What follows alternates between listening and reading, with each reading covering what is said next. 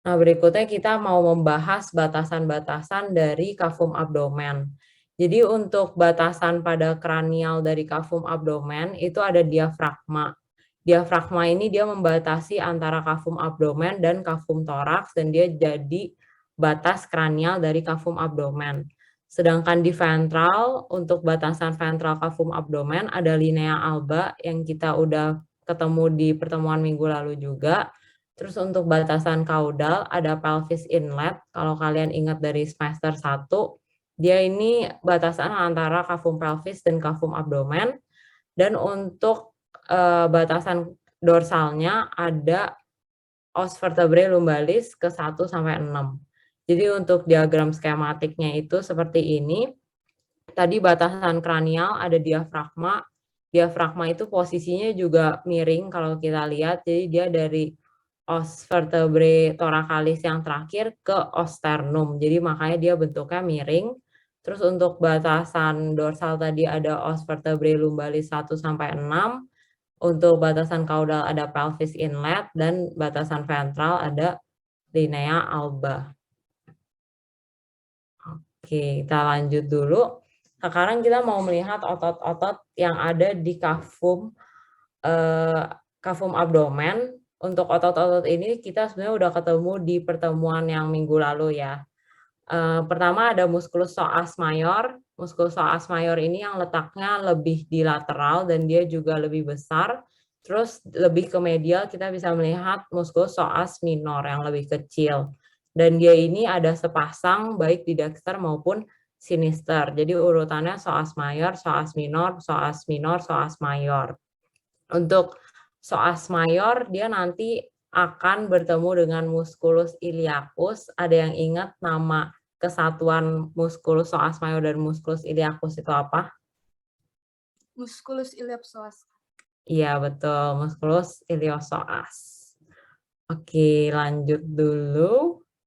Berikutnya kita ke organ ren atau organ ginjal. Jadi organ ren ini bentuknya seperti kacang dan dia juga berbeda dengan organ-organ lain. Dia tidak diselimuti oleh peritoneum, melainkan dia punya pembungkusnya sendiri. Untuk pembungkusnya sendiri ini yang seperti ini, yang kayak jaringan ini kita sebut sebagai kapsula renalis. Lalu kalau kita lihat di gambar yang tengah ini, kita bisa lihat ada beberapa pembuluh yang masuk ke dalam ginjal. Area di mana pembuluh itu masuk ke dalam ginjal, kalau dari luar kita sebut sebagai pelvis renalis. Sedangkan kalau kita tunjuk dari dalam atau dari potongan membujurnya, kita bakal sebut dia sebagai hilus renalis. Yang masuk ke dalam ginjal ini ada pembuluh pertama, yaitu pembuluh darah yang membawa darah ke ginjal, yang kita sebut sebagai arteri renalis.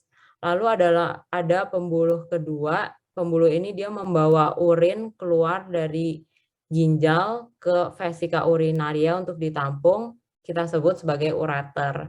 Jangan kebalik antara ureter sama uretra. Kalau uretra itu yang membawa urin dari vesika urinaria keluar tubuh, kalau ureter dari ginjal ke vesika urinaria.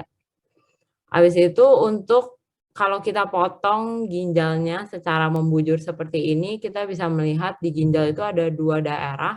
Satu yang lebih gelap dan lebih luar, itu kita sebut sebagai cortex renalis. Dan yang lebih dalam, yang berwarna lebih pucat, kita sebut sebagai medula renalis. Pada medula renalis kita juga bisa ketemu bentukan segitiga-segitiga rada imajiner gitu, yang kita sebut sebagai piramid. Terus selain pembuluh darah dan ureter, kita juga bisa melihat ada kelenjar di sini. Kelenjarnya lokasinya di atas dari ginjal. Maka kelenjar ini dinamakan glandula suprarenalis. Atau nama lain dari kelenjar ini adalah glandula adrenal, kalau kalian tahu. Dan fungsinya ini untuk menghasilkan beberapa hormon tubuh. Begitu. Lanjut ke diafragma. Jadi tadi ini ada diafragma, dia membatasi kafum toraks dan kafum abdomen. Untuk diafragma dia terdiri dari dua bagian. Kalau kita lihat di gambar ini ada bagian yang lebih coklat, yang ini, yang kayak muskulus. Sedangkan di tengahnya ada bagian yang lebih bening-bening gitu, ini adalah bagian dari diafragma juga. Jadi untuk bagian yang berotot kita sebut sebagai diafragma pars muscularis karena dia bentuknya seperti otot dan coklat-coklat gini. Dan untuk bagian yang di tengah kita sebut sebagai diafragma pars centrum tendinae karena dia bentukannya tendinous. Pada diafragma kita juga bisa menemukan beberapa bentukan lain. Yang pertama ada hiatus aorticus di bagian dorsal, ini adalah celah tempat lewatnya aorta. Habis itu di ventral dari hiatus aorticus kita bisa melihat celah kedua yaitu hiatus esophagus, tempat lewatnya esophagus. Jadi dia melewati daerah toraks ke abdomen, jadi dia harus menembus si diafragma ini. Terus paling ventral kita bisa melihat lubang, yaitu foramen vena cava caudalis yang akan dilewati oleh vena cava caudalis. Selain bentukan-bentukan celah tersebut, kita juga bisa lihat di sini ada pembuluh darah yang memvaskularisasi diafragma. Pembuluh darah ini disebut sebagai arteri vena phrenicus. Phrenicus itu artinya berhubungan dengan diafragma, jadi kalau nanti ketemu nervus phrenicus itu biasa berhubungan dengan diafragma. Gitu. Untuk orientasi arahnya, jadi bagian yang ini aorta abdominal itu dorsal, terus bagian yang muskularis itu dia ventral. Tapi jangan lupa juga diafragma itu posisinya miring, bukan lurus. Oke, kita lanjut dulu. Berikutnya ke rumen. Jadi kalau kalian ingat hewan ruminansia itu punya lambung berbeda dengan hewan lainnya. Dia ada 4 lambung, ada yang bisa sebutin apa aja?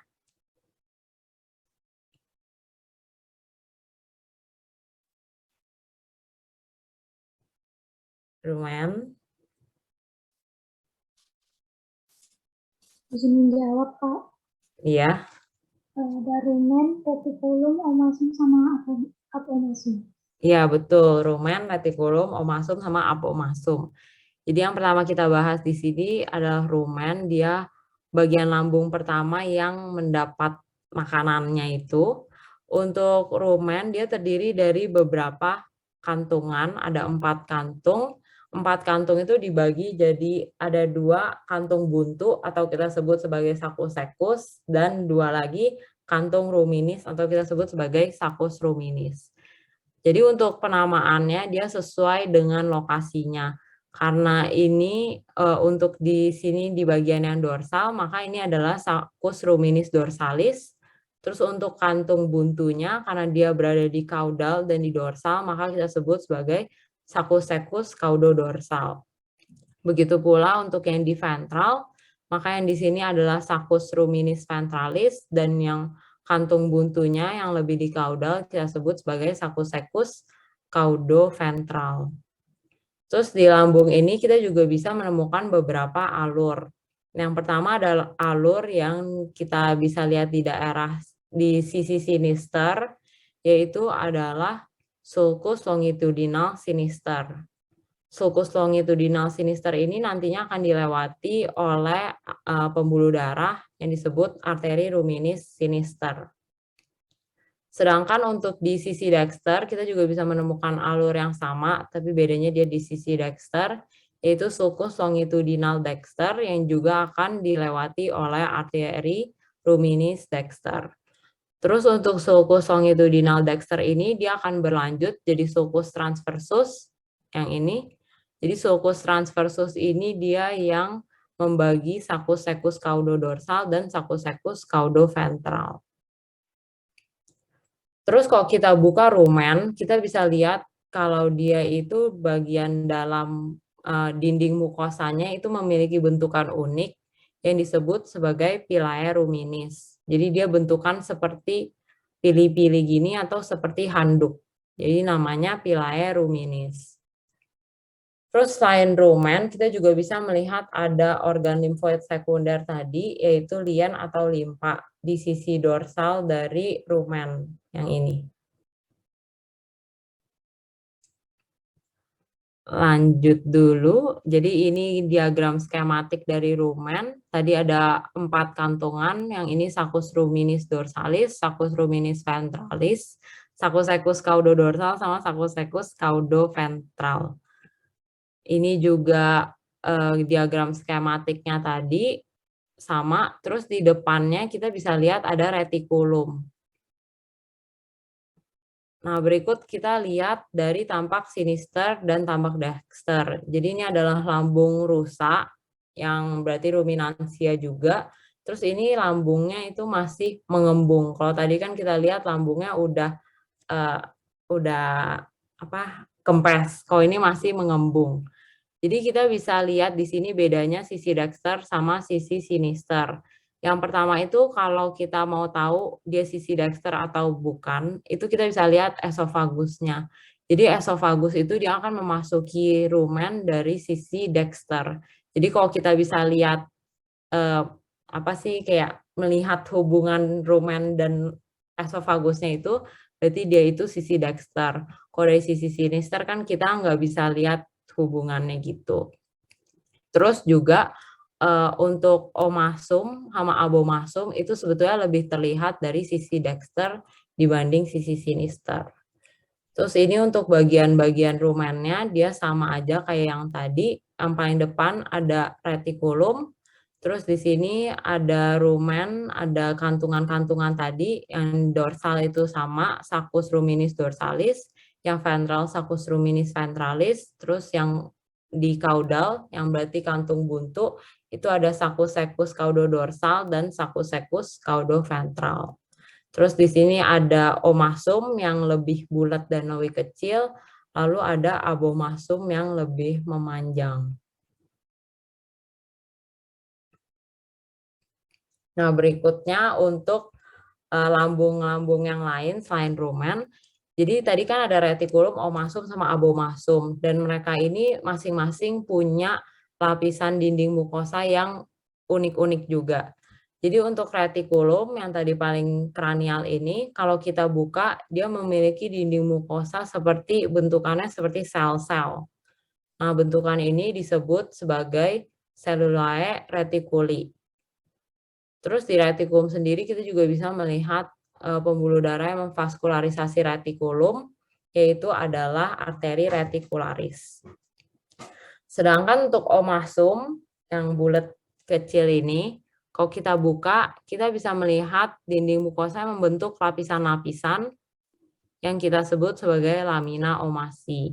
Lamina itu kan lapisan, omasi dari omasum. Jadi namanya lamina omasi. Terus yang terakhir untuk abomasum, kalau kita buka, dia akan membentuk lipatan-lipatan seperti ini untuk dinding mukosanya, yang kita sebut sebagai plicae abomasi. Oke, tadi kalau yang di rumen ada yang ingat nama bentukan dinding mukosanya apa?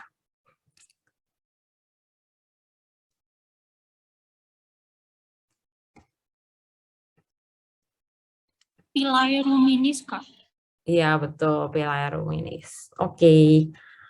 Sekarang kita lanjut ke omasum dan abomasum. Jadi ini ada omasumnya tadi, ini abomasum, yang ini adalah retikulum. Lihat dari dinding mukosanya.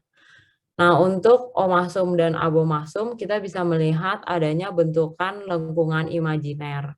Untuk lengkungan imajiner ini kita sebut sebagai kurvatura, dan dia ada dua. Yang satu yang lebih besar kita sebut sebagai kurvatura mayor, dan yang lebih kecil kita sebut sebagai kurvatura minor. Yang kurvatura minor ini dia terbentuk di antara omasum dan abomasum, sedangkan yang kurvatura mayor itu dia terbentuk dari dindingnya si abomasum saja. Nah, selain bentukan kurvatura, kita juga bisa melihat beberapa pembuluh darah di sini. Yang pertama di kurvatura minor, kita bisa melihat ada pembuluh darah yang disebut sebagai arteri gastrika sinister, yang ini. Jadi yang arteri gastrika sinister ini dia yang lebih dekat dengan omasum, karena dia hanya memvaskularisasi omasum. Dan dia ini adalah cabang dari arteri celiaca. Jadi arteri gastrika sinister merupakan cabang dari arteri celiaca. Terus yang kedua, di curvatura minor kita juga bisa menemukan arteri kedua yang lebih dekat ke abomasum.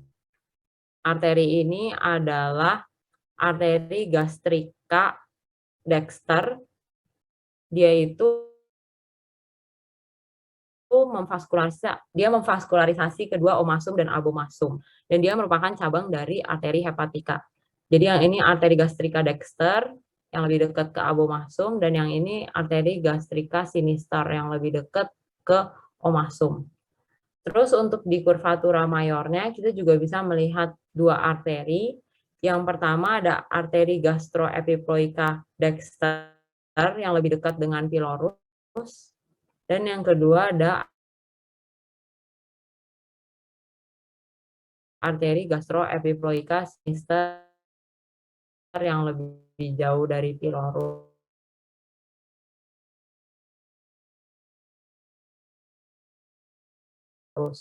Untuk riset dulu, berikutnya ke duodenum dan pankreas. Jadi tadi habis dari abomasum dia akan berlanjut ke usus ya, ke duodenum. Nah, area di antara duodenum dan abomasum ini disebut sebagai pylorus. Yang dia memiliki bentukan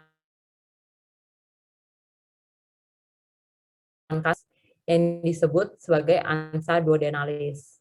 Di diagram skematiknya yang ini, kalau di gambar asli preparat aslinya yang ini. Jadi dia kayak berliku-liku membentuk huruf seperti S. Ansa duodenalis. Ini juga posisinya itu akan dekat dengan organ aksesorius yaitu pankreas. Pankreas ini dia berbentuknya seperti cacahan daging yang ini atau yang ini. Jadi dia bentuknya kayak cacahan daging dan dia ini fungsinya untuk menghasilkan enzim pencernaan. Pankreas ini juga akan divaskularisasi oleh arteri miliknya yaitu arteri pankreatika yang ini. Lanjut ke jejunum, ileum, dan cecum. Jadi tadi habis dari duodenum, dia akan berlanjut jadi jejunum. Jejunum ini yang paling panjang dan dia itu paling keriting kriwil begini.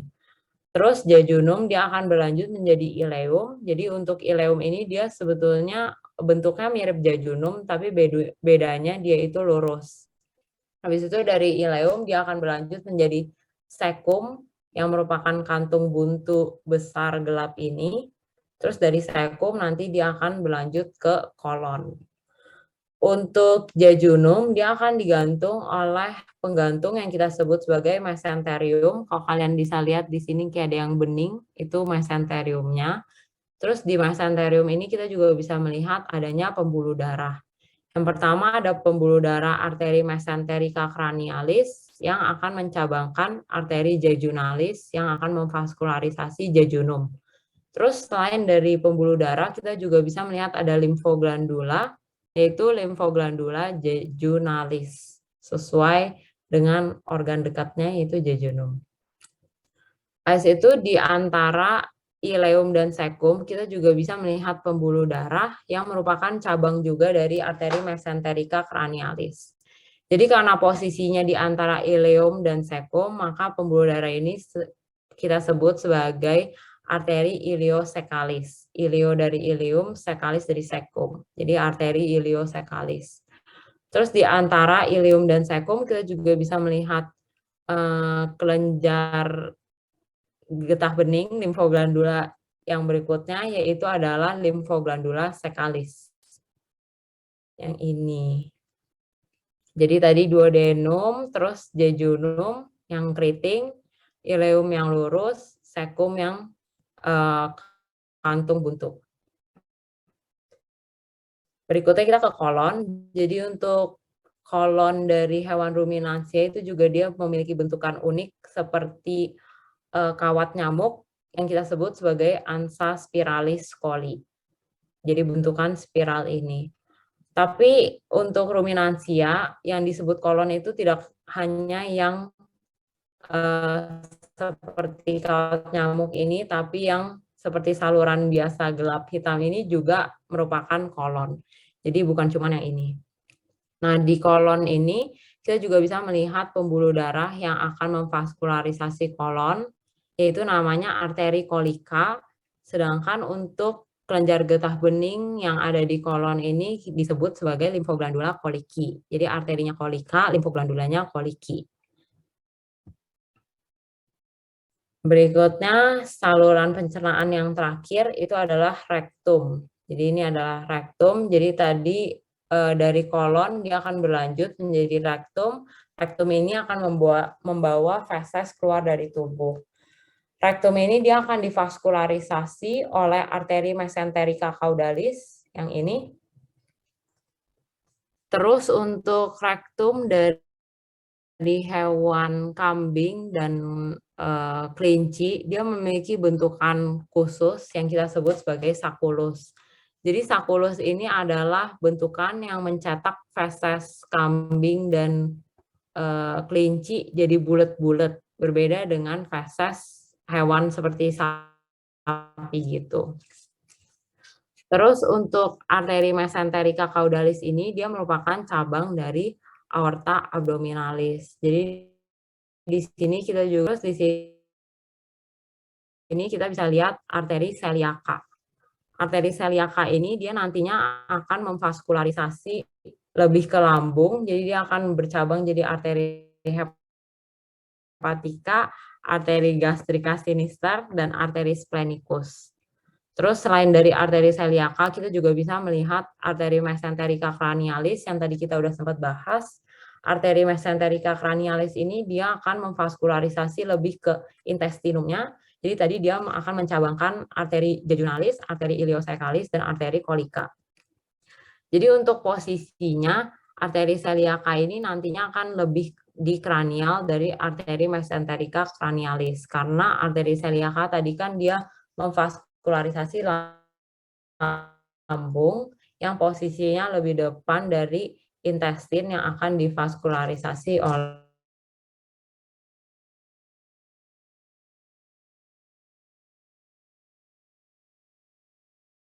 arteri. Kita melihat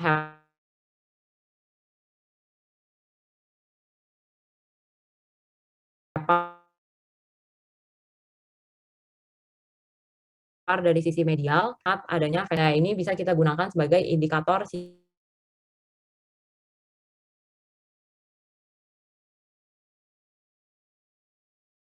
sisi medial 4. Ini kan sisi medial.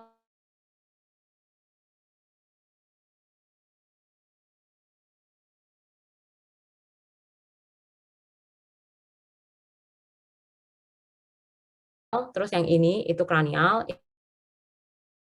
ini kaudal. Jadi untuk lobus paling kranial, lobus yang paling lalu di antara lobus sinister dan lobus dexter ada lobus quadratus yang di tengah. Lalu pada dorsal ada satu lobus lagi yaitu lobus caudatus. Jadi tadi yang di dorsal lobus caudatus, kalau yang di antara sinister dexter itu adalah lobus quadratus. Terus nantinya hepar ini kan akan menghasilkan cairan empedu yang akan disimpan di kandung empedu. Nah, maka di antara kandung empedu dan juga hepar itu ada beberapa saluran. Pertama, saluran yang dari vesica velea sendiri itu ada ductus cysticus yang ini dari vesica velea. Jadi ini vesica veleanya. Kenapa kita tahu itu vesica velea? Karena warnanya kehijauan. Sedangkan untuk saluran yang dari hepar kita sebut sebagai ductus hepaticus. Yang ini. Terus ductus hepaticus dan ductus cysticus dia akan bergabung menjadi ductus choledocus. Jadi ductus choledocus ini nantinya akan membawa cairan empedu itu ke duodenum atau usus. Begitu dari sisi lateral. Jadi untuk sisi lateral dari hepar kita bisa melihat beberapa penekanan. Yang pertama ada penekanan yang panjang-panjang ini pada lobus quadratusnya. Jadi penekanan panjang ini adalah penekanan dari os costae, maka namanya kita sebut sebagai impressio costalis. Sedangkan di dorsalnya kita juga bisa melihat penekanan yang lain, yaitu adalah penekanan dari vena cava caudalis yang kita sebut sebagai impressio vena cava caudalis.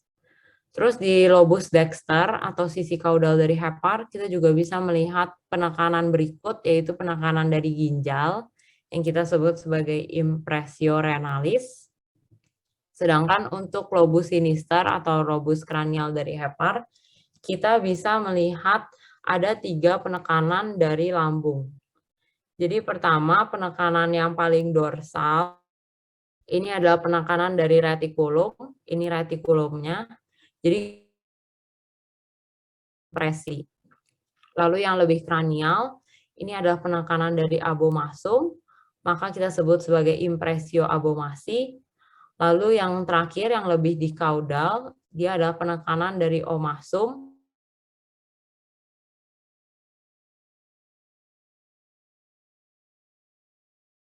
Maka kita sebut sebagai antara lobus sinister dan lobus quadratus hepar, yaitu kita sebut sebagai visura ligamentum teretis yang ini. Lanjut ke hepar kuda yang terakhir. Jadi untuk hepar kuda dia ini berbeda dengan hepar hewan lain karena dia tidak memiliki heparnya itu menghasilkan cairan empedu, dia tidak ditampung dulu di vesika velea, melainkan dia langsung disalurkan ke duodenum melalui ductus hepaticus yang ini. Untuk lobus-lobusnya sama aja seperti yang tadi milik ruminansia. Jadi di sini ada lobus dexter di kaudal, ada lobus sinister di kranial, terus ini ada lobus quadratus di antara lobus kranial, lobus sinister dan lobus dexter. Terus untuk lobus caudatusnya yang di dorsal itu terlihat dari sisi medial yang ini. Oke, itu saja dari PPT hari ini. Mungkin berikutnya kita akan menyaksikan video praktikum. Bentar.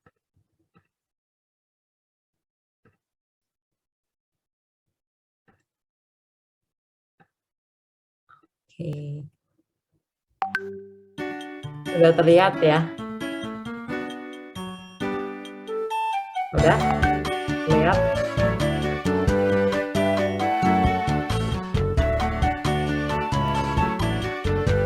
Warahmatullahi wabarakatuh. Selamat pagi, siang, sore, ataupun malam. Selamat datang di praktikum. Kali ini kita akan membahas mengenai organ splanch atau splanchnologi mengenai organ-organ di daerah kafum abdomen atau rongga perut. Udah gitu. Oke, yang pertama kita perlu mereview sedikit mengenai muskulus yang menempel dekat dengan tulang dari vertebrenya. Jadi urutannya musculus psoas mayor, musculus psoas minor, terus ada vertebrenya, terus musculus psoas minor lagi, terus yang terakhir musculus psoas mayor. Jadi mayor minor, minor mayor gitu ya. Oke, selanjutnya itu untuk mereview saja. Oke, jadi bentukan yang pertama atau organ pertama yang kita pelajari itu adalah ren atau ginjal. Nah, di sini perlu kita ketahui bahwa ginjal dia tidak tertutup oleh peritoneum, melainkan penutup atau pelapis sendiri adalah capsula renalis yang ini. Ini adalah capsula renalis yang akan menutupi atau melindungi ginjal. Nah, kemudian capsula renalis dibuka, bisa kita lihat bentukan ginjal adalah seperti kacang, seperti ini.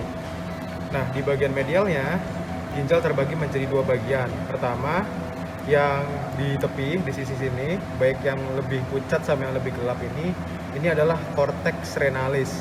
Sedangkan yang lebih di dalam, ini adalah medulla renalis, di mana di dalam medulla renalis terdapat bentukan segitiga, namanya piramid. Nah, kemudian di kranial dari piramid di sini ditemukan namanya pelvis renalis. Ada 2, di mana pelvis renalis ini fungsinya dia untuk menampung urin sementara, yang mana nanti urin akan berlanjut di hilus renalis di sini. Jadi ketika penunjukannya di medial namanya pelvis, ketika kita lihat dari luar ini adalah hilus renalisnya. Nah, hilus renalis atau nanti urin itu tadi dilanjutkan dari pelvis akan berlanjut ke ureter. Jadi ini adalah ureter. Ya, dia akan berlanjut di ureter dan akan masuk ke vesika urinaria. Nah, sedangkan di hilus renalis dia juga selain adanya ureter, dia juga ada arteri renalis. Ini adalah arteri yang memberikan nutrisi ke ginjal atau vaskularisasi ke ginjal. Oke, sebelum kita mempelajari organ-organnya, teman-teman perlu tahu orientasinya ya. Yang pertama yang teman-teman lihat dari sebelah sana adalah bagian kranialnya. Ini akan terlihat diafragma di bagian kranial, kemudian yang sebelah sini bagian kaudalnya, kemudian di bagian sinister di sini akan ditemukan bentukan lambung pertama yakni rumen. Nah, kenapa seperti itu? Teman-teman perlu ingat bahwa ruminansia itu model lambungnya adalah poligastrik, jadi berlambung ganda, dan sebelah sinister akan dipenuhi oleh rumennya atau lambung pertamanya. Sedangkan yang bagian dexternya dia akan terisi oleh pertama hepar, selanjutnya adanya usus gitu ya di sebelah dexternya. Oke, kita langsung ke bentukan. Yang pertama ada diafragma. Nah, diafragma sendiri dia membatasi antara kafum toraks atau rongga dada dan juga kafum abdomen atau rongga perut. Nah, untuk diafragma sendiri dia terbagi menjadi dua bagian. Yang pertama ada pars muscularis yang bentuknya memiliki struktur otot. Kemudian di tengahnya yang lebih terang ini adalah pars centrum tendinae. Jadi diafragma pars muscularis, diafragma pars centrum tendinae.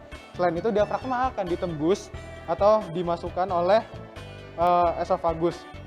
Nah, esofagus sendiri adalah organ atau bentukan pertama dalam sistem pencernaan ya. Jadi masuk mulut, makanan akan diteruskan ke esofagus dan melewati diafragma menuju ke rumen gitu ya. Nah, diafragma sendiri di sebelahnya terdapat celah namanya hiatus esofagus. Nah, terus di bagian ventralnya atau lebih bawahnya di sini ditemukan adanya lubang atau foramen namanya foramen vena cava caudalis. Sedangkan yang di bagian dorsal sini ditemukan celah namanya hiatus aorticus. Ya, ini aortanya, ini hiatus aorticus. Oke, kemudian untuk diafragma sendiri dia akan divaskularisasi oleh arteri vena phrenicus. Ini arteri vena phrenicus ya. Oke, selanjutnya setelah kita bahas diafragma, kita menuju ke bagian sinisternya terlebih dahulu, ke bentukan lambung. Nah, untuk lambungnya sendiri yang kita bahas adalah setelah dia dari esofagus, dia yang kita bahas pertama adalah bagian kantung yang bawah namanya sacus ruminis ventralis, sedangkan bagian atas sacus ruminis dorsalis. Nah, kemudian di bagian belakang bawah adalah sacus secus caudoventral dan yang atasnya adalah sacus secus caudodorsal. Kemudian di antara sacus secus caudoventral dan sacus secus caudodorsal dapat ditemukan sulcus atau alur, ini ya sulcus atau alur namanya sulcus transversus. Nah, itu untuk yang di antara caudodorsal dan caudoventral gitu ya. Kemudian kalau yang di bagian lateral sini, di bagian sinister, ini akan ditemukan juga sulcus, namanya sulcus longitudinal sinister. Jadi karena di sinister maka namanya sulcus dilewati oleh arteri vena ruminis sinister gitu ya. Arteri vena ruminis sinister. Sedangkan yang bagian dexter di sini juga dapat ditemukan sulcus longitudinal dexter dan akan dilewati juga oleh arteri vena ruminis dexter gitu. Nah, untuk bentukan di rumen di sini juga terdapat bentukan mukosa namanya pilae ruminis. Jadi bentukannya seperti bulu handuk ya. Gerinjel-gerinjel gini namanya pilae ruminis. Nah, selanjutnya dari rumen, ya ini masih sisi sinister. Dari rumen akan berlanjut menuju ke retikulum. Nah, di retikulum sendiri di sini dapat ditemukan mukosanya, bentukan seperti sarang lebah namanya cellulae reticuli. Selain itu, untuk retikulum sendiri dia akan divaskularisasi oleh arteri vena reticularis. Ya. Kalau tadi adalah ruminis, kalau yang ini adalah reticularis. Selanjutnya makanan jika sudah halus dia dapat dicerna, lanjut ke lambung selanjutnya. Namun jika belum, makanan akan melakukan regurgitasi balik ke rumen, esofagus, dikunyah kembali dan dicerna kembali ke retikulum. Dia akan melanjutkan ke omasum. Nah, omasum sendiri dia hanya akan terlihat pada bagian dexter gitu ya. Nih, jadi ketika heper kita angkat, kita akan menemukan omasumnya. Jadi omasum cenderung berbentuk lebih bulat gitu ya. Ini omasum. Nah, di bagian mukosanya dia bentukan seperti lembaran-lembaran, namanya lamina omasi. Oke, kemudian dari omasum makanan akan berlanjut ke lambung sejati yang disebut dengan abomasum. Nah, ini terakhir abomasum.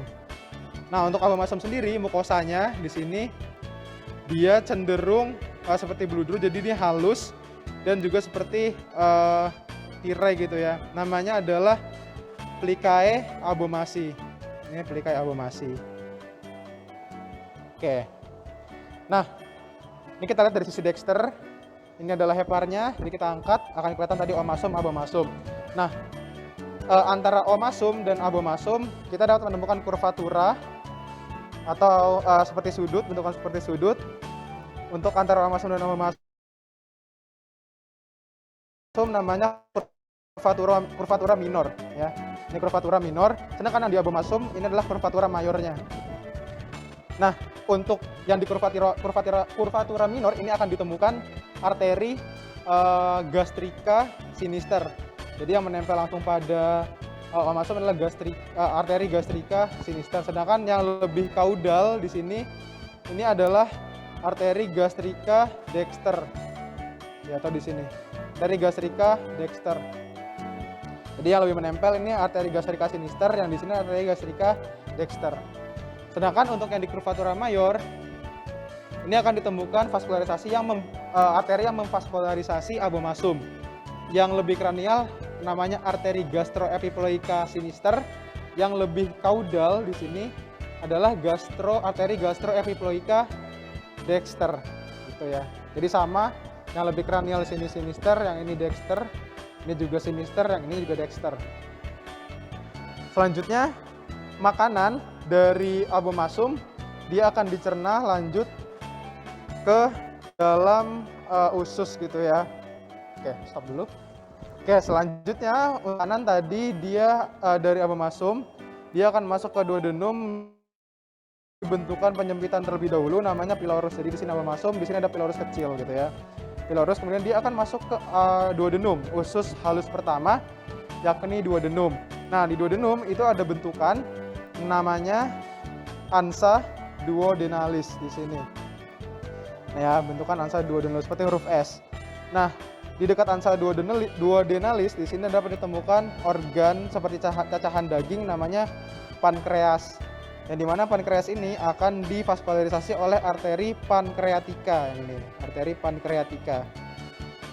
Ini adalah pankreas. Kemudian dari duodenum makanan akan terus masuk menuju ke usus selanjutnya yakni jejunum ya. Ini masih dilihat ya. Ini di bagian dexter nih, hati, terus ini usus-ususnya. Jadi tadi dari bawah sini duodenum akan berlanjut menjadi jejunum. Nah, jejunum sendiri ini adalah bagian usus terpanjang ya dari usus-usus gitu. Nah, kemudian di jejunum sendiri dia digantung oleh bentukan namanya mesenterica. Nah, untuk keseluruhan dari organ tadi itu akan dilapisi oleh yang namanya peritoneum. Oke. Jadi tadi ini kelewat, ini peritoneum, dia akan melapisi keseluruhan dari organ kecuali tadi ren yang kita bahas yang dilapisi oleh atau ditutupi oleh kapsula renalis gitu ya. Oke, kita lanjut tadi dalam mesenterium. Nah, kemudian untuk organ limfoid juga dapat ditemukan yakni limfoglandula jejunalis. Ini limfoglandula jejunalis. Kemudian dapat ditemukan juga arteri atau yang memvaskularisasi dari si jejunum ini, yakni arteri mesenterica cranialis. Ini arteri mesenterica cranialis yang dimana dia akan bercabang menjadi arteri jejunalis. Nah, ini yang akan memvaskularisasi jejunum. Dari mesenterica cranialis, arteri jejunalis. Nah, ini lebih ke medial ya. Sedangkan kalau ini yang di lateral kelihatan. Oke, kemudian dari jejunum makanan akan terus berjalan dan berlanjut di ileum. Nah, bisa dilihat ya. Ini jejunum masih kriwil-kriwil istilahnya. Kemudian di sini sudah mulai lurus dan panjangnya dari ileum atau mulai ileum itu start ketika sekum yang aku pegang di tangan ini dipanjangkan sama gitu. Berarti dari sini ini mulai ileum. Nah, ileum, di sini ileum dan akan berhenti juga di sini. Jadi ketika sekumnya juga sudah habis gitu. Jadi antara ileum dan sekum ini usus besar pertama, dia berjalan beriringan. Nah, di antara ileum dan sekum ini dapat ditemukan arteri yang memvaskularisasi kedua usus ini, yakni arteri iliosekalis, arteri iliosekalis. Nah, kemudian lebih ke kranialnya, lebih ke depan lagi dapat ditemukan limfoglandula. Nama limfoglandulanya adalah limfoglandula sekalis. Oke, kemudian dari sekum, jadi ileum sudah, terlanjut ke sekum, usus besar. Dari sekum ini akan melanjutkan menjadi kolon. Jadi di sini adalah kolon yang kita lihat kalau dari sisi lateral di sini dapat ditemukan bentukan seperti obat nyamuk gitu ya, yang memutar-mutar, namanya ansa spiralis coli. Ansa spiralis coli. Nah, kalau kita lihat di bagian medialnya seperti ini akan ditemukan limfoglandula. Kalau ini kan tadi limfoglandula sekalis, kalau yang di sini bawahnya ada limfoglandula colici. Terus untuk arterinya nih, ini yang memvaskularisasi kolon namanya arteri kolika. Gitu ya. Ini limfoglandulanya colici, arterinya kolika. Nah, dari kolon nih dia akan terus melanjut berjalan makanan itu menuju ke usus terakhir, yakni rektum. Nah, jadi yang putih ini dia tutupi banyak lemak, ini adalah rektum. Nah, rektum sendiri merupakan usus terakhir ya dari makanan sebelum makanan itu dikeluarkan melalui anus. Nah, rektum sendiri kalau pada kambing itu kan bentukan fesesnya bulat-bulat ya. Itu karena adanya bentukan yang namanya sakulus gitu ya. Jadi mukosanya itu lebih cenderung dapat membentuk dari fesesnya. Namanya adalah. Nah, kemudian rektum sendiri dia akan divaskularisasi oleh arteri mesenterica caudalis gitu. Jadi kalau yang usus di depan, usus halus itu lebih cenderung oleh arteri mesenterica cranialis. Kalau yang di rektum ini adalah arteri mesenterica caudalis gitu ya. Oke, selanjutnya kita akan membahas hepar, organ hepar ya. Ini masih kita lihat dari sisi dexter. Di hepar ini merupakan juga termasuk organ pencernaan, tapi yang membantu dari pencernaan tersebut gitu. Jadi tidak membantu dalam mencerna, melainkan membantu dalam pencernaan itu sendiri gitu. Jadi tidak membantu mengolah makanan gitu ya. Nah, di hepar sendiri terbagi menjadi beberapa lobus. Untuk yang kranial ini batasnya di sini. Ini adalah lobus sinister. Terus kemudian yang tengah sini adalah lobus quadratus besar. Kemudian yang paling kaudal ini adalah lobus dexter. Sinister, quadratus, dexter. Nah, ini bagian lateral. Kita lihat bagian medialnya. Nah, di bagian medial ini ditandai dengan adanya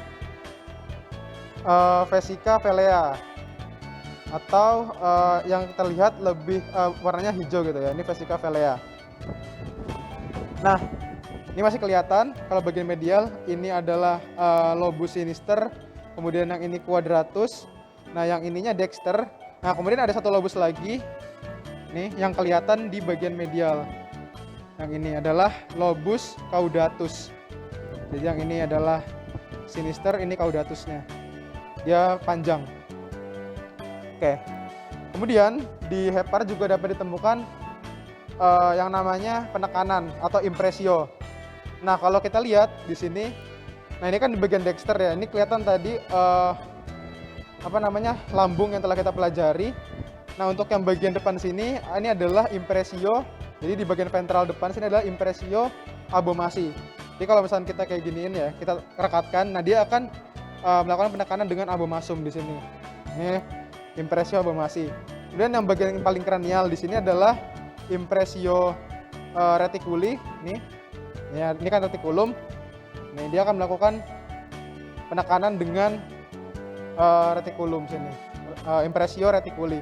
Sedangkan yang di bagian kaudal di sini, nih, dia akan melakukan penekanan dengan yang ini. Dia akan melakukan penekanan dengan omasum, ya. Tuh. Dia akan melakukan dengan penekanan dengan omasum, namanya impressio omasi. Jadi yang di sini impressio reticuli, yang di bagian ventral impressio abomasi, terus yang bagian caudal lagi ini impressio omasi. Nah, kemudian impressio juga dapat ditemukan di lobus dexter. Ya, belakang sini bisa kelihatan. Ini adalah impressio renalis. Oke. Nah, adapun di bagian lateral, di bagian dorsal pertama kita bahas di sini dapat ditemukan impressio vena cava caudalis. Sedangkan di bagian lobus quadratus di sini akan ditemukan impressio atau penekanan dengan tulang rusuk, namanya impressio costalis. Oke, itu untuk penekanan. Selanjutnya kita bahas saluran. Nah, untuk saluran sendiri, ya selanjutnya di bagian medial ini akan ditemukan saluran atau ductus. Nah, untuk ductus yang menuju ke vesica velea, di sini putih ya kelihatan ya, ini adalah ductus cysticus. Kemudian yang menuju ke hepar, ini kelihatan di sini adalah ductus hepaticus. Nah, kedua ductus ini dia akan menyatu di sekitaran sini, membentuk namanya ductus choledocus. Oke, selanjutnya setelah kita bahas tadi hepar, ini kelihatan dari sisi dexter, kita kembalikan dulu biar kalian lihat dari sisi kranial gitu ya. Nah, dari tadi kan sini ada hiatus aorticus gitu kan ya. Nah, untuk aortanya sendiri, ini dia akan kelihatan dari sisi caudal dulu nih. Nah, dia akan kelihatan yang menuju ke belakang sana, ini adalah arteri mesenterica cranialis. Yang tadi akan bercabang menjadi arteri jejunnalis. Sedangkan kalau yang di depannya, dia lebih ke bawah sini, ini adalah arteri celiaca. Dia akan memvaskularisasi bagian lambung. Nah, cabangnya tadi salah satunya ada arteri ruminis, terus ada arteri reticularis gitu ya. Untuk yang arteri celiaca ini. Oke. Jadi itu saja untuk bentukan dari atau praktikum yang kita bahas mengenai organ jeroan gitu, atau organ dalam dari cavum abdomen gitu ya. Tadi ada ren, terus ada hepar, terus tadi ada 4 lambung, sama ada 6 usus gitu ya. Oke, mungkin sekian saja yang dapat aku sampaikan di praktikum kali ini. Selamat belajar, bye-bye. Oke, itu dari videonya. Mungkin sebelum kita mengakhiri praktikum pada hari ini, ada yang mau ditanyain dulu?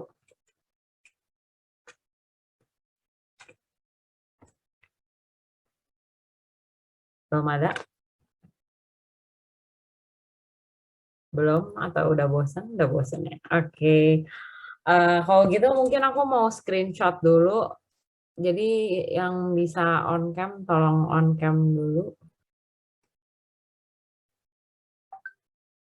Slide pertama, slide kedua, slide ketiga, slide keempat. Yuk, yang masih mau on cam masih bisa. Oke, udah. Terima kasih.